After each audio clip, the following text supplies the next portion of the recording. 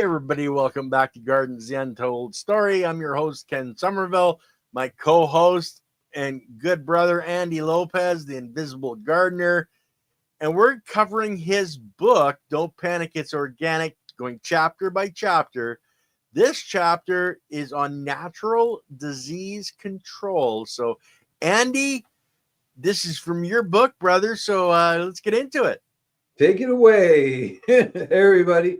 Before I forget, you can get the copy of this ebook for free. Just go to my website. Those of you already on get my newsletter, you should be able to. The last newsletter went out has the links. You click on it, it sends email directly to me. You get the ebook. Not only will you get this book, you're going to get a couple other ebooks too. The one on bricks, the one on that basically covers the refractometer. There's one on rock dust, and there's one called Natural Pest Control Alternatives for Chemicals for Home Gardening. And then this book, you're basically ebooks. And I'll send it to you right away because it's really easy to do it. We're working on a way down the road where you can get a code and then you just go up to the website and download it.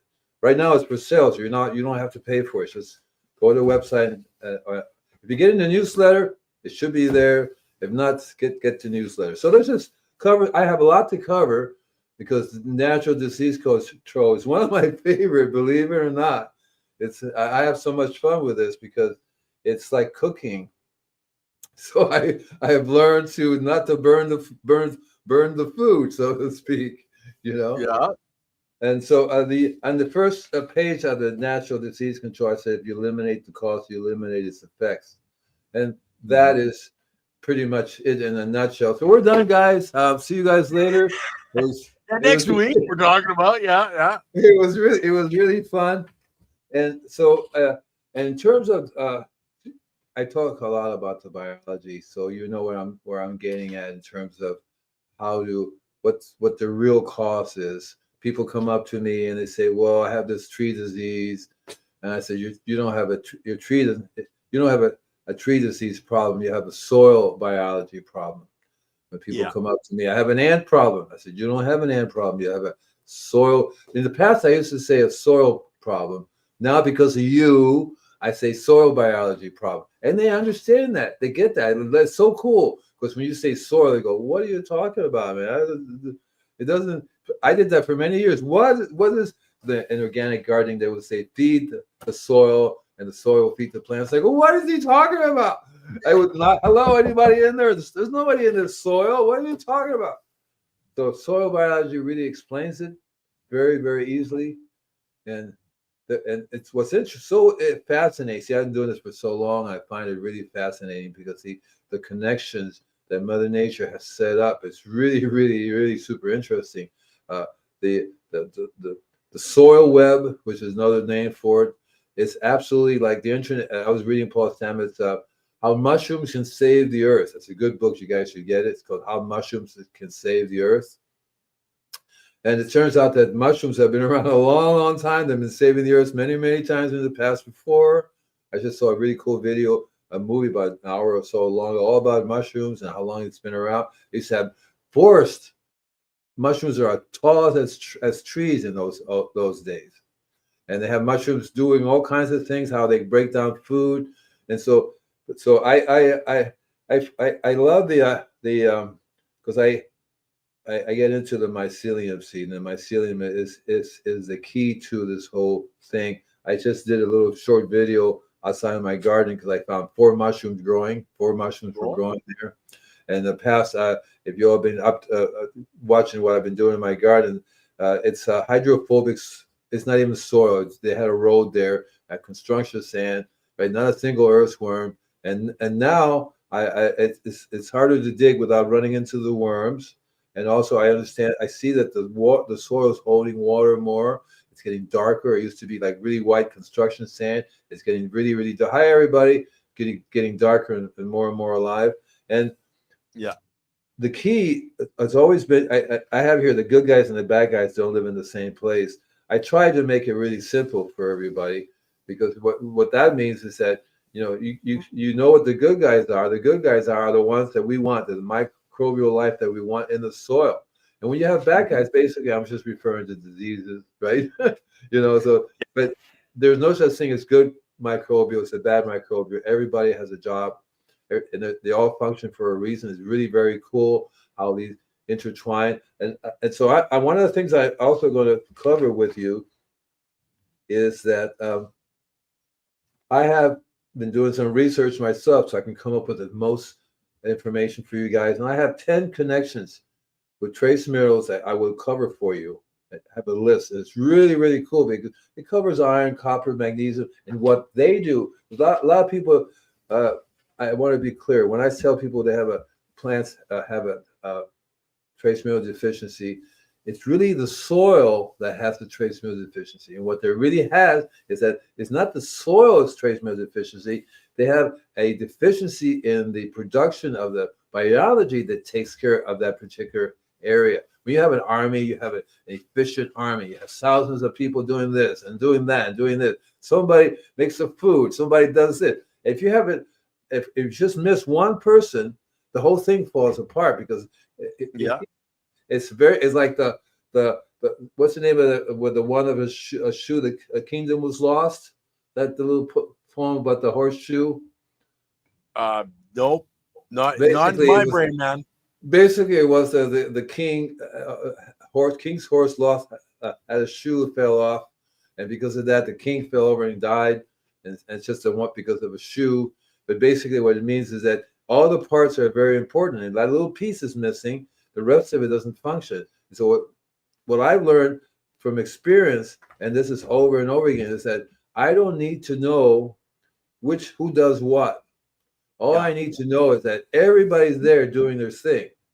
And you can tell because you'll see earthworms, you'll see all kinds of other creatures running around in the soil. You'll see that the color of a plant is absolutely amazing. So one of the interesting things that happened recently is that I've been using Layton's compost, and I haven't been able to make my own compost, but in the past my compost is what I use because this is what I want. I was a freak about it, but Layton's a freak too, and he makes an amazing compost. And when the customer puts it down, I come back in 2 or 3 days. I go, okay, who sprayed green paint on these trees, or who sprayed because the color has changed. Literally in a few days, the color of the plant has changed. It's not the bright green urea high nitrogen color.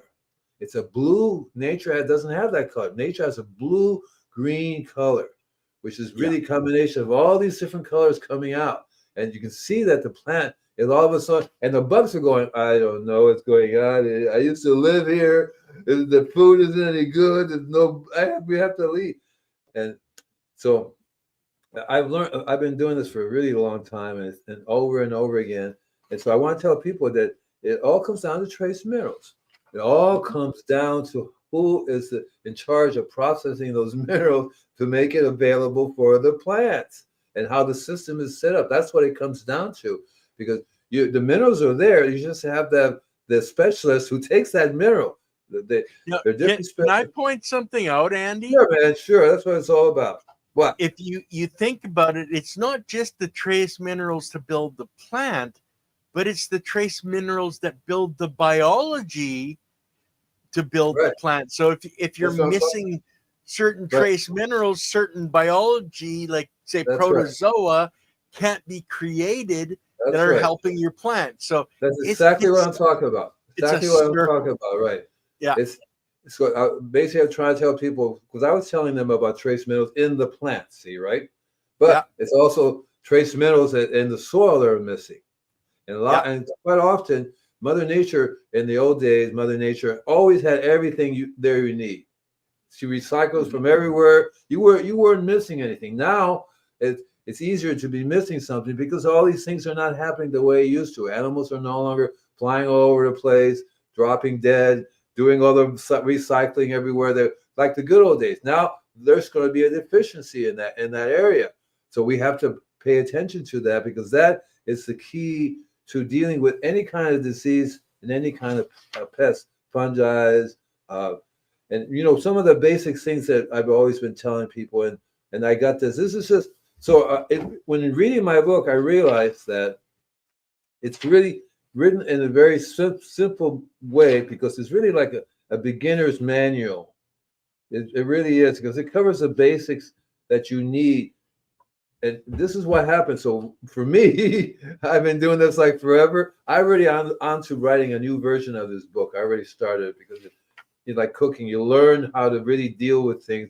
And this is all great. This is all stuff you need to do. You need to learn how to basically do a basic dinner. But you really want to learn how to have your stomach working, because it's not what you eat, it's what you absorb. And so it goes back down to the better you make your compost, the better you make your soil, right? The better you make the biology of the soil, the better you're going to be dealing with all these diseases and pests. I just did a podcast on gopher control, and I could have gone over and say, this is what you do, this is a trap, or this is the stuff you sprinkle around, But I spend most of the time talking about soil biology. Yeah. And I tell people, you don't have a gopher problem, you have a soil biology problem. And that's going to be my mantra nowadays when people call me up. No, that's not a problem you have. You have a soil biology problem, because that's so simple. It explains it. Any idiot go look at it and go, soil biology problem. Well, I think I understand a little, because they have to understand what soil and what biology is, right? I mean, it's not that hard. When you say microbes, you give all these other names, you go, but when you say it's like saying star.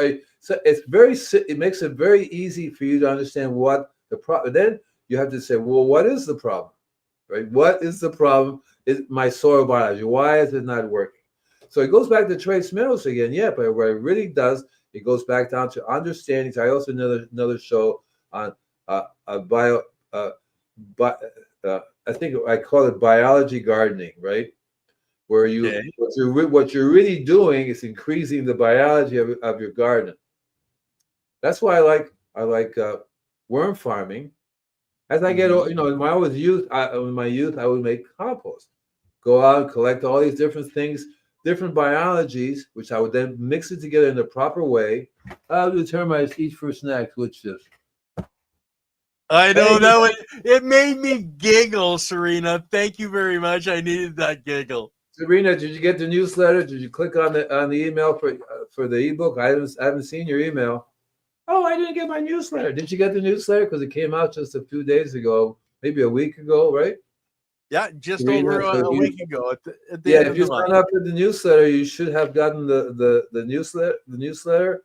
It says click here. If you clicked on it, I'll send you 4 ebooks. You're going to get, Serena. Okay? Did she say it? I made it up Friday night. No, she said she made it up Friday night, so she's talking about the joke. Oh, okay. So I forgot everything. Who are we? What are we doing here? Anyway, so I want to go a little bit deeper and try to help you understand what basically. See, Mother Nature works in a couple of interesting ways. She uses iron, for example. Okay, iron is something we need in our body. We can be iron deficient, right? That means you don't have the proper iron to function, right? And it's also iron that the plants need. And it's also iron that has to be in the ground, right? And so, it was interesting. This is the way that Mother Nature uses iron. What it does is that it takes iron out of the soil, and what it does is that there's certain pathogens that need iron. By having the iron gone, it disrupts the pathogens, which are disease, like leaf spot diseases, stuff like that, from prolificating, because they need the iron too. So this particular, there are microbes, and this is a really long name of the microbes is Bacillus. Bacillus. Bacillus. Bacillus, right? And that takes the iron out. But if you look at this, you need zinc, you need copper, magnesium, boron, all these other exotic ones. Remember, the exotic ones are very important. Now here's a very exotic one: molybdenum. Malignum, and it's a lot of people just call it Molly because they can't pronounce malignum. Is it MLMOLYBDENUM? Yes, that's malignum. Malignum. Okay, Malignum. Yeah, it took me a long fine. time to be able to pronounce it properly. This is basically what that does is it encourages a certain bacteria to produce more nitrogen, Yeah. right? And here's a boron, for example. So what this micro does is it absorbs the boron, especially in areas where you have this specific fungus which needs the boron to function. So you find more and more of the examples how Mother Nature take copper, for example. So copper alters the soil microbial communities, okay, and it promotes pathogens. So if you have too much copper, it kills the beneficial soil bacteria, right, and earthworms. So that's copper toxicity. So it goes both ways. You know, that's why it's called trace minerals. So you don't overdo it. One of the things that people tend to do is they dump a lot of these things everywhere, and they basically are overdoing it, and it kills the soil biology. Yeah, they're putting it out of balance too far one way or another. Once you get out of balance, you're doing more harm than good. That's where Leighton says, "Don't be a moron." Don't be a moron, right? It's all about the balance. Don't put, like, if you think the copper is great, if you put too much on, now you're putting more on than necessary, and now you've created your own problem. Dang it. So we can't really talk about bacteria, about diseases. We can be talking about diseases in plants and flowers and stuff. So it's basically the same thing. It depends on, but it's slightly different. It depends what they are. Without really talking about water, and they're so linked together because if your water is toxic, your biology is going to end up being toxic, and there's your disease. Because certain diseases need water. They need humidity, and normally in nature you have biology in the water, which this stops the diseases from spreading. But if you have water that doesn't do anything, doesn't have the right biology, it's going to promote the disease to spread. So that's why it's important. Anything out of a city tap doesn't have pretty much any biology in it. No, they have to. It's the opposite. It's meant to kill biology. So and that's one of the things that I really like about it, because what I do is basically I make my liquid and I use it for everything, not just to feed plants, not just to spray it on the soil, but I would use it for ant control. I use it for gopher control. I use it to control any disease it runs across on the plants, whether it be a fungus, a manga, sooty mold, and without having to change the formula. What's so cool? I don't have to make it differently. I don't have to go you're spraying biology, Andy. It's really cool. You can hear this little guy. Hey, Charlie, we got an ammo over here. It's like, and it's the same biology goes out, because I've learned to make it such a mess. People say, well, can you give me a formula? I said, sure. In the book, there is a formula for the super seaweed, by the way, and it covers like maybe 80% of it. The other 10%, I'm not telling you, because those are secret, but not really. I think what happened was that I've been doing this for a long time, and I basically buy stuff from people rather than me trying to make everything. Hey, you do a good mix, I'll buy that. Or yeah, this is a pretty good mix, I'll buy that. So I've been buying two particular products which they're not available anymore. The people, they died. Okay, they went up and died on me. They've been doing it so long, Andy. The people that started these businesses are dying. That's pretty rough. And they one of them, the kid took over, right? It's called Nitron 835. Nitron 835 was an amazing enzyme product. Both of these are enzyme products, but they have a very special bacteria biology that comes with them, because this Nitron product that they made in big giant vats, and basically it would I think it's an effective microorganism. It's one of those things where it works on everything. Yeah. Okay? Where it Basically, can live in both an oxygenated environment and a non-oxygenated environment. right. That's where I first heard of effective microorganisms. The folks would have a conference. It's called Nitron, and Nitron Industries. It's still there, I think. I'm not really sure now. That because it was the parents or they were it because they knew what they were doing, and they promoted the organic workshop. I will be as a speaker, but there was lots of other things they were doing. And I think when they died, the knowledge kind of went with them because the son was not very good at it. He diluted the product. I bought it. I said, "This is not the same product. It's highly diluted." I could have told him, "Look, I can make the batch like he makes it because it's something that anybody can make the batch. If you learn how, you need a little bit, you make a lot." That's basically the way it comes down to, right? You only need a small amount of the original product. You can make a lot. And so, anyway, there's another company that also too that they're still around. I probably shouldn't be mentioning name, but basically their product is a boron, boron, and boron is one of those exotic metals that's also needed. And you find that there's not very much mention. Okay, here's a boron deficiency, but it has to do with what's an AMF condensation? Okay, all right, fine. Well, AMF. I don't know. That was out of my league, man. AMF is basically a form of microbes that live in the soil, and they basically deal with diseases. And so boron deficiency is one of those things when if you don't have boron, the plants will get more and more diseases. They'll be weakened because boron is like calcium is one of those elements, the key that allows other things to function as well. Well, I know tomatoes really need boron, but speaking of that, I just want to jump on Serena's question here. We will have 2 nights, Monday and Tuesday, with 25 degrees Fahrenheit for the low Monday and 32 for the low Tuesday. Should I just go ahead and harvest all tomatoes or cover them? Suggestions, Andy. You live there, man. I wait. Is it? No, she said something about cold. Oh yeah, and I don't deal with that stuff. So you tell her what to do. Well, like Lily actually answered, it's really a preference. You can cover them and hope.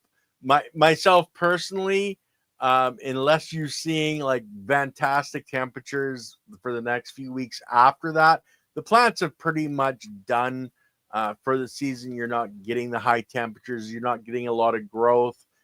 So it's really up to you. If you have the time, harvest them, then you don't have to worry anymore.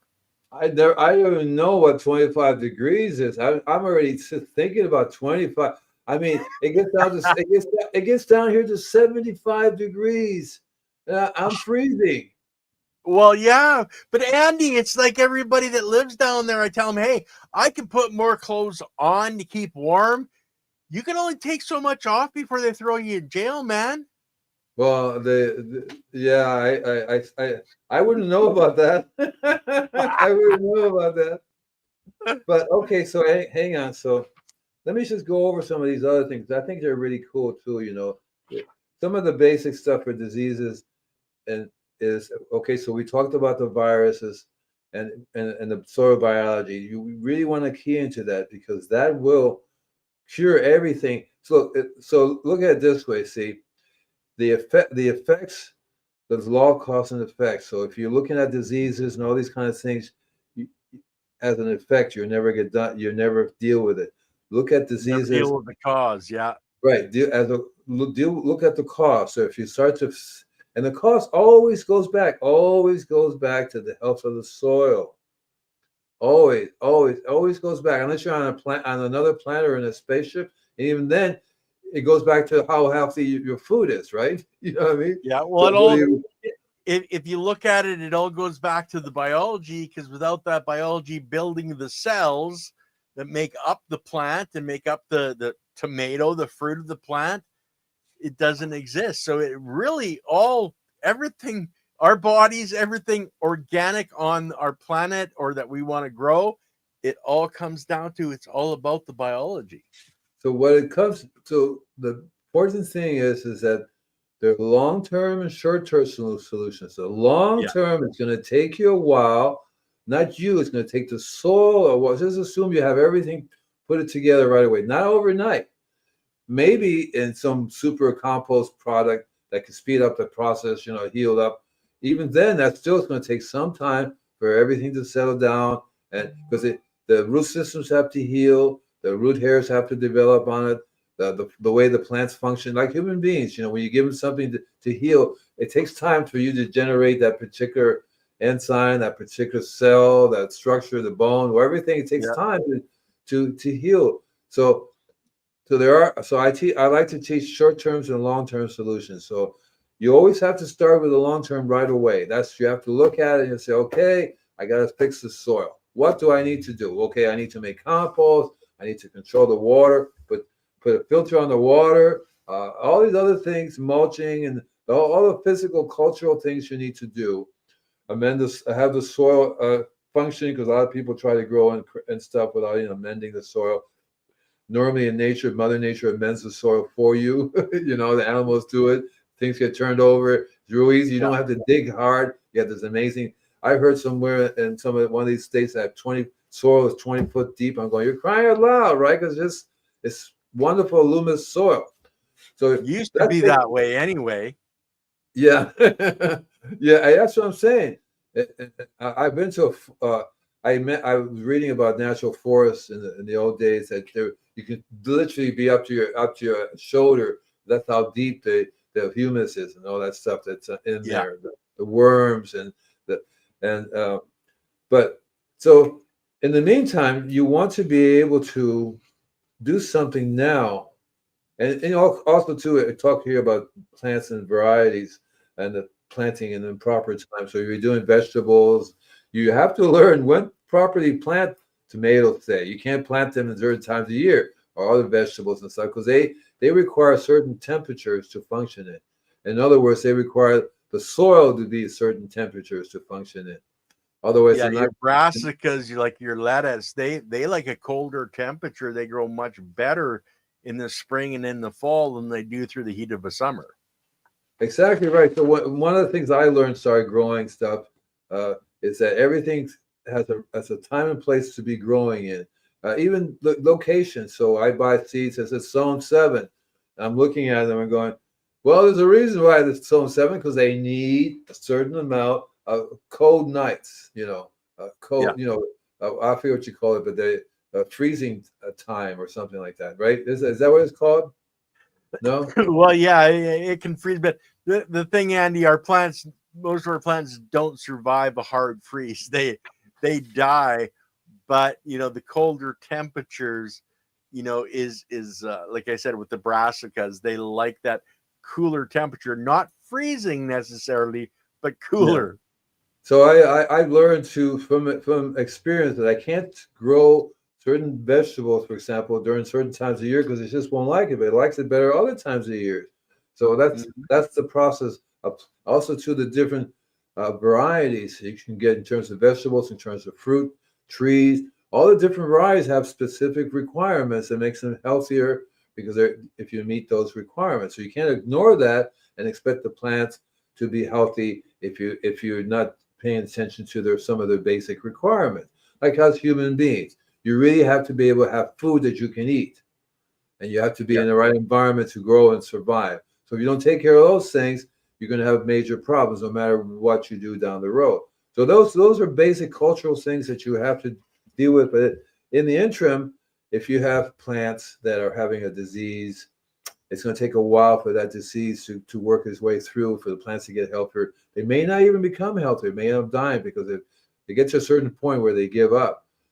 That's why I do the foliar applications, because you want to learn how the foliar is sprayed, because they absorb it right away. That's why I talk a lot about using a refractometer system, because you get instant results. You say, oh, look, I just sprayed with this, and look what it did to the plant.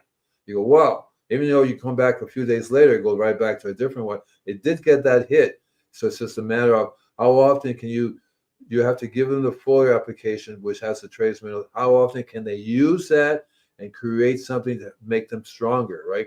Sometimes they're so Yeah. weak, they don't have the crew, so to speak, to build the things they need to do, and they're done. So usually, if the plants look healthy, that means everything's functioning. You just need the tool. They just need the proper tools to get healthier. Now, I have a question for you, Andy. Yes, That you sir. say I have all that time. I'm making, all these different sprays. How often, should I be spraying, my crop, whether it's not healthy or it is healthy? So here's the thing. So a rule of thumb that I've learned to develop is a little bit on a regular basis. So never overdo any like the same thing in the human body. You always take a little bit of medicine on a regular basis rather than a lot, in between. But a lot of it has to do with the time of year when you're trying to fix this. If you're doing it during the right time of year and the plant's still supposed to be growing healthy, and I'm assuming we're talking about plants. So you want to be able to. What I do initially is when I have a problem, say white flies, I make there are lots of different things you can make, but all of them are based upon providing nutrition along with something that can be used to control the disease or pest. And so, Well, it's like what shooting the soil is saying. I worry if I foliar too much, they will be hooked on it, and I'll have to keep doing it. So, uh, is there uh, that point, or is it a matter of changing the foliar sprays, that you're using? first of all, when you make foliar applications, uh, it'll vary according to the time of year you're doing it. You want to learn different sprays at different times of the year, which makes a lot of sense when you have something really hot, something's really cold. Also, when the plant's going to be needing these minerals, as to other times where they don't need these minerals. Plant needs to be given highly mineralized spray during the winter time, especially if you live in an environment where the winter is like mellow enough and plants are growing. But if you're living in an environment with snow and you can't do anything, you definitely have to do it before the winter time. So when the winter comes over with, you have all the process there. But in terms of a lot depends on what you're spraying and how often. Really, the way I do it, the way I've learned to do it is like when I start to spray something, I would spray it every day for a week if it's a Okay. disease or a Now, pest, do you something do like you that. make two different ones? Like, say you're in a vegetative state, like you're growing out your tomato vine or whatever it is before it fruits.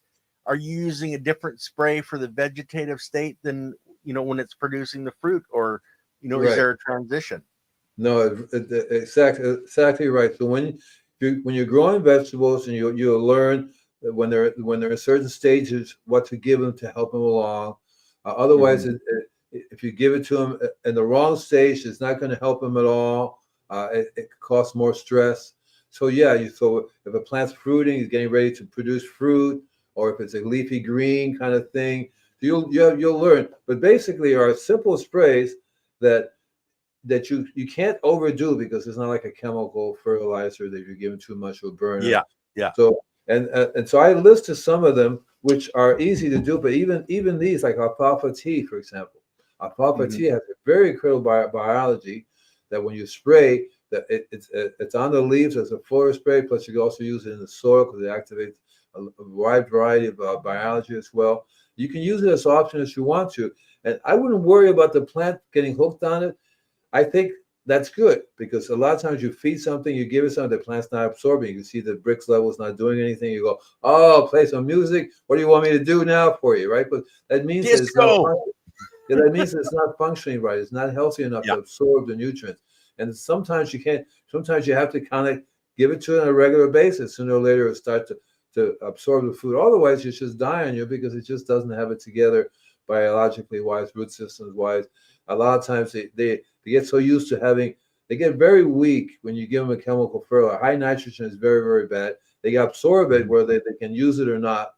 It disrupts their ability to absorb trace minerals, which in essence disrupts their ability to actually make what they need to be making to function. So they end up dying, or they get the way they die, the way Mother Nature set it up is that they're going to get stressed out. They're going to get the pest and or the disease. Yeah. one of the things as I talked before about the key, once you learn, what is the difference between a healthy plant and an unhealthy plant, right? What is Right. it? Once What's you the learn, difference? Well, a non-healthy plant, the bugs are actually going to be able to see it, and they're going to go, "Oh, hey, I'm supposed to go there and compost this and return it to the soil." Where a healthy plant, they don't want to even touch it.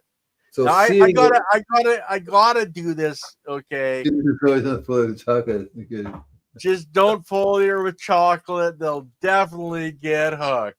Yeah, there's a true chocoholic.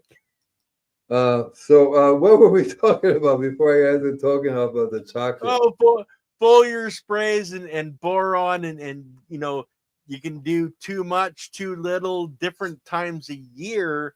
You can use different So mixes of foliar sprays. here's the thing that's really cool. So if you were using chemical fertilizers, yeah, you're gonna have to be real careful. All these different chemicals, you can overdo them. You can really damage your plant, damage the biota, hurt yourself. Too much copper, too much boron, all these different things can be very, very bad. Basically, in the organic system, they're very simple. They're very mellow. You can do all you want to. If you do it right, it's not going to upset the balance at all. That's what's so cool about it. So you learn how to. There are some exceptions, like for example, baking soda. You use too much of that, you have a problem. You see too much Epsom sauce, you have a problem. So you have to learn too much fish emulsion. I don't think you have a problem with too much compost tea or using garlic. It depends on, again, it depends on, I have sprayed too many roses with garlic and they smell like garlic, and it's kind of weird smelling the roses. They smell like garlic. They go, why is my rose smelling like garlic? I go, oops, sorry. But no bugs were eating it, right? It looked really good. So it really depends on what you're using. I like to recommend things that you can just go nuts with it, like milk. You can use a cup of milk or 10 gallons of milk. That plant is not going to go, oh my God, too much milk. The biology was just use it. It was just decomposing. It's not going to cause any stress to the plant, maybe to you a little bit, but not so much for the plant. But same token, I've learned that a tiny amount of milk does an amazing job, because you only need a tiny amount of this product. You can spray a lot if you want to, but it doesn't help it. All you need is, they say, maybe half a cup and a gallon of water. It's clean water. And you basically, there are lots of ways you can prep that. But basically, if you did nothing but just throw half a cup of clean old organic milk and a glass of still water, put in a sprayer and spray, you'd be surprised at what that does. Be surprised at what it does. And yeah, they do get the plants. If a plant gets hooked on what you're spraying, that means that they're depending on you, and they're not on their own. They're not healthy enough to be on their own. Yeah. If you look at it that way, okay? Because if you don't have to really be spraying them for them to be happy. That would be the point. If you do spraying, it's because something's not working right, and you feel you need to do this to give them that little extra thing to make them grow and be healthier. Whether it has a disease, whether it has a pest, those are indicators, right? What is it? And it makes the milk water to clean the levels out. Yep, exactly right. And the milk is calcium. Yeah. And the calcium is a key mineral to everything for our body, in plants, and in the soil, because it's a building tool that the biology uses to get iron, to see all these different magnesium. It needs a calcium as a glue to make it work, and that's really important. Milk is a good source of calcium, and it's got the right bacteria that will break down the milk into calcium and other nutrients, because they also have iron in it, has a magnesium in it, a variety of other things in it. They're very good for the plant and very good for the soil biology. Now, Farmer Cheryl does point out something interesting here. How do foliar sprays affect the taste? Many people have lactose intolerance. They shouldn't want milk sprayed on their vegetables. Well, if you're lactose intolerant, that means you definitely don't you have to spray some different things, especially if you're going to be spraying on your vegetables that you're going to eat, because basically I would just not spray the milk. There are other ways that you can get the same results. without spraying And the milk. do it as a soil drench instead of a foliar. But to point something out, guys, the lactic acid bacteria, which is the most prevalent bacteria on our planet, it's literally in the air you breathe. It actually feeds on milk. It's that's where it comes from, is that milk, to get the pure lactic acid bacteria. Right. So I've learned that you can spray milk on everything, on pine trees, on roses. Uh, I always have really good luck. That was one of my secret ingredients: coffee cream and sugar and molasses. Yep. Coffee cream and molasses. It makes an excellent foliar spray because the coffee is acidic, rich in it's organic coffee. It's acidic, rich in iron, magnesium, all these other stuff. Milk, there's your calcium, and there's your bacteria. And then you have molasses, which is the sugar, and that's really heavy, rich in iron. Sulfur, has sulfur in it. Mix all three together, you have yourself an amazing spray that you can spray on your plants. They will absorb it. Use it as a soil soak. Pour it around the base of plants. Trees will love it. Your lawn will love it. Your roses will love it. It also depends on the time of year. And you can, if you have a refractometer, do a reading before, during, and after. By during, you say, you do one before, so okay, it's like 22, I'm going to spray it. And then during, you basically means that you come back in a couple of days. You do like a reading every day for about a week, and you can see whether it's going up or going down.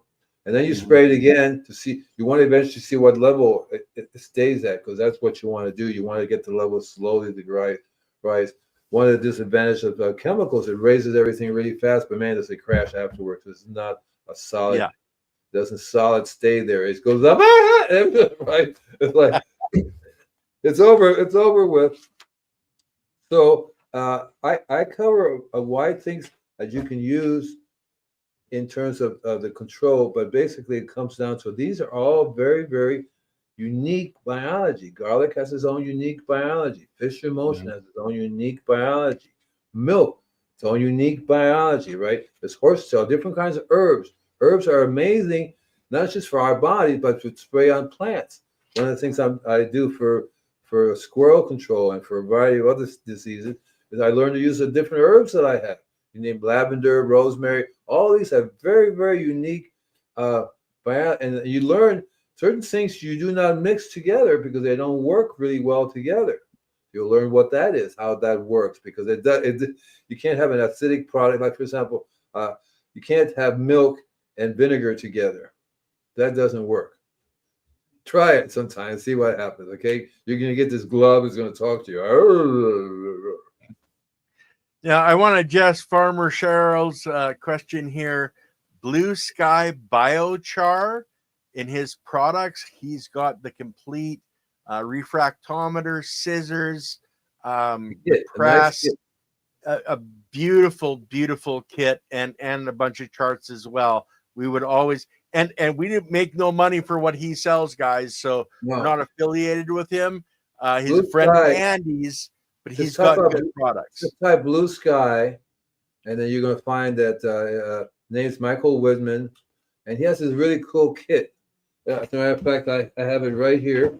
And when I first started, there's a little. It comes like this in this box, and it has. This is like a little ad. It has a refractometer already. Comes with it. See, there's a refractometer, and he has a little kit that comes with it. The kit has the amazing scissors that you need. It has one of the things about using a refractometer is that you have to get the liquid out of it. So in the old days, I would basically have a motor, a pestle, a few drops of water, and try to crush it to get it out. So he has this little unit that you can just squeeze. And you turn the knob on it, and it squeezes the juice out of the plant, because you can squeeze the juice out of whether it be the flower, the leaf, the green, right? You can do that too. And then the fruit, of course. But mainly people use it for beer making, wine making. A refractometer is what scientists use to determine what the plants are made from, other plants, with minerals and stuff they're made from, what the sun's made from. So they have a refractometer was invented for cooks, was invented by a scientist who also happens to be a cook. When he goes to the store, he will say, "Give me a piece of that and chew on it." So now he gets give me a piece of that, puts it on his refractometer. If it has a low readings, he's not going to get it. If it has high readings, he's going to get it. I mean, which would you eat if somebody has a 28 or a 2? I go, well, I'll take the 28, right? Every time. Mm-hmm. So anyway, so in the book I have covered a variety of other sources of all of these, by the way, molasses and manure tea and milk have different qualities of trace minerals in it. You'll learn that very easily. You can easily find out. You can say have your computer spit out what garlic has, what horsehair has. All of these things have, and the compost is one of the unique ones because the way I did it, I learned from Rudolf Steiner how to blend everything together. I don't go after just one type of animal manure. I would go horse, chicken, rabbit, goat, llama, a deer. Only thing I would not get are lion, tigers, and bears. Even bears are good, but not lions and tigers. But I think you can compost that too. It's just that I always got being a vegetarian, I just didn't like lions and tigers and bear poop. But yeah, I did like elephant poop. Which is amazing. Also, Andy, you're only talking about manures, but you can actually different plants as well. Like the more variety of plants you're putting in there, the more variety you're getting as well. That's right. So when I was making my compost, I always have it layered, and it would be different layers of different plants, whether it be from my local environments. I would take different plants and run it through. I would always use the grass clippings and leaves and anything. The wide variety, the better, because then you're going to get a wide variety of biology come with, and it comes with own trace minerals as well. And so that when you make, that's why when I buy rock dust, I get 14 different varieties of rock dust. There are 14 different sources of rock dust that they all are rich in one thing and deficient in another one. I get this one rock dust that's 30% calcium. You do not find that in rock dust. Yeah, and I hope he's still around because I bought a whole bunch of them from. I got bags here. It comes from Southern California, and there's a hot mud bath spring. So it's okay. Yeah, so it's alluvium clay from deep down in the ground. It comes up, like a volcano kind of thing, bubbles up, and it's really super hot. And the heat has melted everything together. Basically, a really amazing clay. It's for healing, it's amazing too. You put it on your skin because it's trace mineral. It sucks up the bad stuff and it gives you the trace minerals back again. But for plants, because it's a nice fine powder, it's excellent to make as a spray. Excellent to add to the. So I've had like 100 pounds, maybe 200 pounds for years now because you only need a little bit. When I make my stuff, it goes a long way. I do a tiny little bit.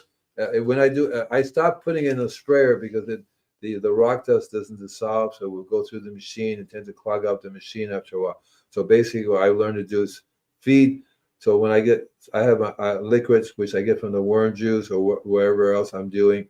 One of the best things to do with the rock dust is put it in your compost. But then again, you have to have the small amount of compost on a regular basis rather than dump a lot.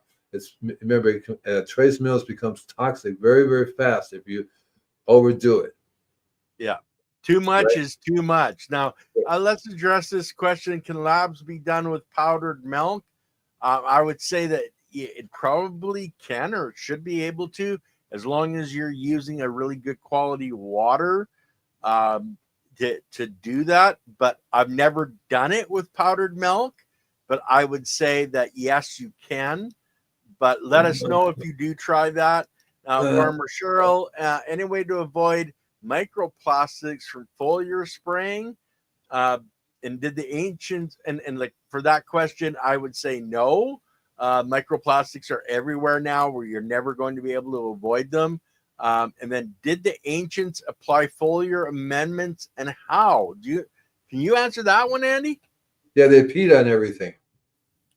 Okay. Well, that would definitely be a foliar spray. Yeah, I don't know if you'd want to eat it afterwards, though. I was reading an article about how there are different types of biology that do eat microplastics, and they break it down. There's certain herbs you take as a cleansing diet for microplastics in your body. You can avoid it simply by paying attention to what your sources are. When you go to the store, don't pick up those little plastic bags that they give you to put your food in. And when you buy food, try to get food that's not wrapped in plastic. Lots of things, it doesn't even have to be plastic. I was looking at bamboo toothpicks. They're very high in micro plastics, which is kind of ridiculous, right? So there are ways, there are things you can do. And as for the ancients, they, I don't know any, I don't think they have a method. They had a method of foliar spraying because you would have to have some kind of pump that you can then spray it onto plants and stuff like that. I would think that their basic foliar spraying would be put in your mouth and spit it on plants. Well, and they did do flood and drain systems a lot. You know, that's one of the things they do, right? It's rather than foliar spraying, they use the water as a way to provide the food for the plants. And I'm sure they make a form of compost, in terms of not so much a pile, but maybe they did it right in the ground. I know they recycle everything that they have from fish to plants, all animals. So they're very good at all that stuff. They recycle all that stuff, and that's basically their process. Every civilization has their own thing to do in terms of composting, in terms of how they use the recycling aspects of it. So it's all very interesting. It depends what part of the world you live in. If you live in a desert, your composting process is very, very different than you live in a tropical environment. That's what it comes down to. Guys, how are we doing for time? Okay. We got 9 minutes. Let's just kick Serena's question around here. When I cut down tomato plants, should I bury the plant in the soil to compost or cut it into small pieces first? You need to, first of all, if your plant's healthy, no problem. If your plant's not healthy, I would not do that because you're just going to bring the bacteria, the disease back into the soil again. Normally, a good rule of thumb is to run all your plants through your composting process.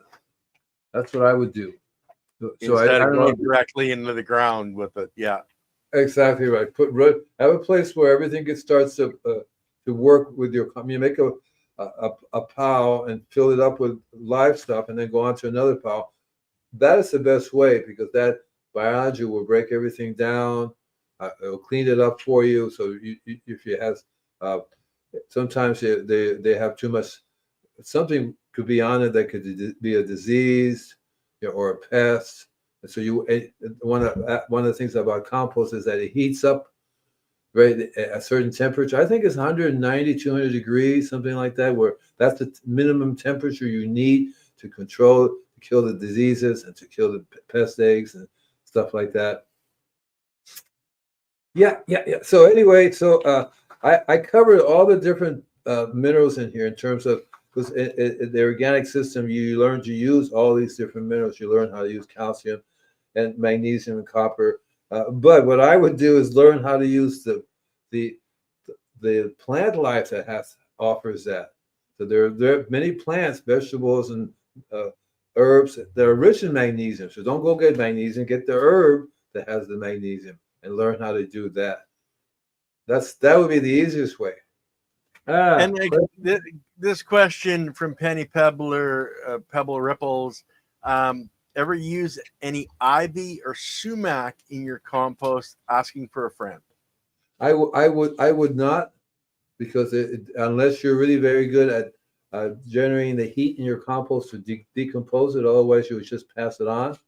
And if a person, I would not want to get that in my eyes. So unless you make a pile that gets hot enough, I wouldn't do that. Usually the bins do not get hot enough. It would not decompose this. Remember, this stuff is very bad to get in your eyes, and it's an oil that is not going to break down very, very fast. Mm-hmm. I would just be careful doing that. Okay. The next chapter is Invisible Gardener's Kitchen. So I've done lots of shows where I go shopping for products. And so that'll be a lot of fun. I will see if I can pull up some of my old shows as me going shopping too. Because when I was a kid, they didn't sell this stuff. I would go in the stores and buy them. And so as I got into organics, I would buy the organic version of stuff. Mm-hmm. Very good to use. Like I would be talking a lot about coffee. And coffee is an amazing product. Organic coffee, of course, is an amazing. It's an amazing product. Has amazing biology to come with it. and you can even use the plant. Of course, I want to grow some coffee bean plants here because that's amazing. Coffee is actually a medicine if you take it from the plant and use it within 24 to 48 hours. So imagine all the coffee you get. It's probably 6 months to a year or even older. Now, is that you're baking it and following Yeah, the process, because it is a poison, right? yeah. You can't. No, but Yeah. what you can actually take it out, and before you roast it and do all that stuff, there are ways you can use the coffee. Oh, okay. Well, Yeah, make sure it's a that you medicine. know what you're doing before you Right, do it's a it, medicine, because and I can go over it, but we don't want to really do that. I don't want people. I ate too many of those beans the other day, and they're like, "What the?" I went to the hospital, man. They said I was poisoning myself. It is an amazing medicine once you learn how to use it. Yeah. Now, Yeah. remember, so go to my website, sign up to get the newsletter. The very bottom of the page, click here for your free ebook. You don't even have to mention the ebooks. There's a whole bunch of them. There's 4 or 5 of them. I will send everybody for as long as you have that little link there, because right now they're available for sale on the website. But this is a special secret. You can go to the website, sign up for the newsletter through the inquiry form, click on newsletter. The first letter you'll get, a newsletter you'll get from me, will say, click here. And I'm working on it so that it's always going to be in the newsletter. That way you have and then use the newsletter to find out everything else we're doing. I'm doing lots and lots of really cool shows. I'm doing more and more shows, more stuff here on a regular basis. I really love you guys. And what I really like is you ask questions. Come here, ask a question, and I will help you, okay? Yeah. Are we done yet? 4 more minutes. Oh, boy. What are we going to talk about for 4 minutes, Andy? Oh, no. I don't know. So anyway, one of the things that's going on, I'm doing a bunch of different workshops. I'm doing some some really live seminars are coming up. So we're going. What I have to decide if I want to be using this system or Zoom, because a lot of my friends use Zoom. They say, "No, I don't want to use that." So I don't know which to switch over to. I really like this. I can see it's much clearer, much. The quality is there. And I like being able to simulcast to other places as well. Well, So I know that a lot of people are really, used to using Zoom. And that's part of the problem with a lot of people, yeah, a lot of the older people, especially, because Zoom's one of the first, been around, meeting kind of thing, right? been around, right? Yeah. Yeah. But anyway, guys, we're still not quite sure on our guest for this coming Monday with Leighton. Who knows? You just never know who's going to come out from behind the curtain on Monday. The girls are doing a show tomorrow on Chiropractic is Sexy. And let me just bring up what they have titled it here. Rewriting Your Body Health Story. Genes are